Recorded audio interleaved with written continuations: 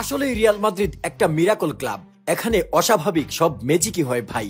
শেষ বাঁশি পর্যন্ত লড়তে জানে তারা। বার্নাভুতে 90 মিনিট কত লম্বা, এবার টের পেল বায়ার্ন মিউনিকও। মদ্রিচকে কিভাবে ধন্যবাদ জানাবো আর। রেফারি যখন গোল বাতিল করলো, এই মদ্রিচের কথাতেই আবার চেক, আবার গোল।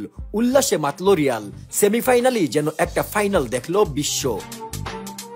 যে দল জিতবে সেই যাবে ফাইনালে, এই সমীকরণ সামনে রেখে মাঠে নামে ইউরোপের দুই পরাশক্তি ক্লাব বায়ার্ন মিউনিখ এবং রিয়াল মাদ্রিদ। আক্রমণ পাল্টা আক্রমণে চলতে থাকে খেলা।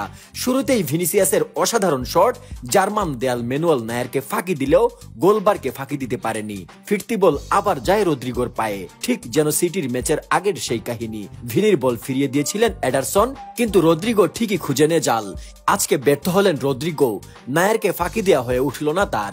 আপনি যেই দলই সাপোর্ট করেন না কেন, আপনাকে মানতে হবে ম্যানুয়েল নায়ার একটি কঠিন চিজ, তার কোনো তুলনা নাই। তবে রিয়াল মাদ্রিদকে খেলার শুরু থেকেই গোলের জন্য এত অস্থির হতে দেখিনি অনেক দিন। কিসের একটা তারা যেন ছিল আজকে। এই দিন বেলিংহামকে একটু ক্লান্ত লাগলো, আর লাগবে নাই বা কেন। পায়ে পেইন কিলার ইনজেকশন দিয়ে সে যে বায়ার্ন মিউনিকের বিপক্ষে মাঠে নেমেছে।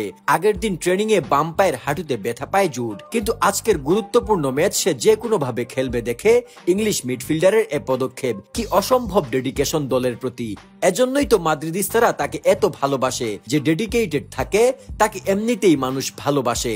রুডিগার প্রতিদিনের মতোই অসাধারণ ডিফেন্স করে গেছে আজও, তবে মাঝে মধ্যে তাকেও ভয় পাইয়ে দিচ্ছিলেন হ্যারিকেন।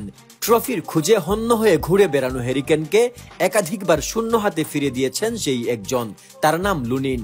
মাদ্রিদের দেয়াল। তবে আলফানসো ডেভিস মাঠে নামার পর থেকেই চিতার মতো দৌড়াতে থাকে। এই ছেলেকে অনেক মাদ্রিদিস্তাই তাদের প্রিয় সাদা জার্সিতে দেখতে চান। স্বপ্নটা পূরণ হলে খুব একটা মন্দ হবে না। সেকেন্ড হাফে শুরু হয় আসল খেলা। ভিনিসিয়াস যেন জাদু দেখাতে শুরু করেন। একের পর এক আক্রমণের পসরা সাজিয়ে বসে রিয়াল মাদ্রিদ। প্রতিবার প্রতিহত করছিলেন নায়ার। রিয়াল মাদ্রিদ গোল দিতে এতই তাড়াহুড়া করছিল, অন্যদিকে বায়ার্ন ছিল একদম শান্ত। দেখে মনে হচ্ছিল যেন বায়ার্ন আজকে মাদ্রিদের মতোই কুল হেডে খেলছে। সিটির সাথে সেকেন্ড লেগে মাদ্রিদ যা করেছিল তাই যেন করতে চাইছিলেন টুখেল। ফলাফলও মিলল খুব দ্রুত। বদলে হিসেবে মাঠে আসা আলফানসো ডেভিসি দেখালেন চমক।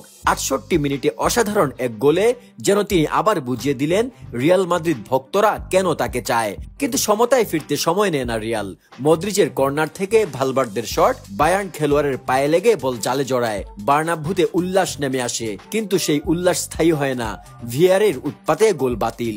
কিন্তু রিয়ালের ডিএনএতে তো হারার আগে হেরে যাওয়াটা নেই, তাই রিয়ালও থেমে থাকে না, তারা লড়াই করে গেছে। সিটির সাথে সেমিফাইনালে রদ্রিগোকে নামিয়ে চমক দেখিয়েছিলেন আনচেলত্তি, আর আজকের চমক হোসেলো। 88 মিনিটে দুর্দান্ত এক গোল। নায়ারের দেয়ালও পারল না ফেরাতে। এরপরে আবার সেই হোসেলো। অফসাইডের কল্যাণে গোল বাতিল হলেও এগিয়ে এলেন মদ্রিচ। রেফারিকে বললেন এটা হতে পারে না, এটা অফসাইড নয়, আপনি আবার চেক করুন। মদ্রিচের কথা তো আর ফেলে দেয়া যায় না। গেল ভিআরের কাছে, বেশ মদ্রিচের চোখ জিতে গেল।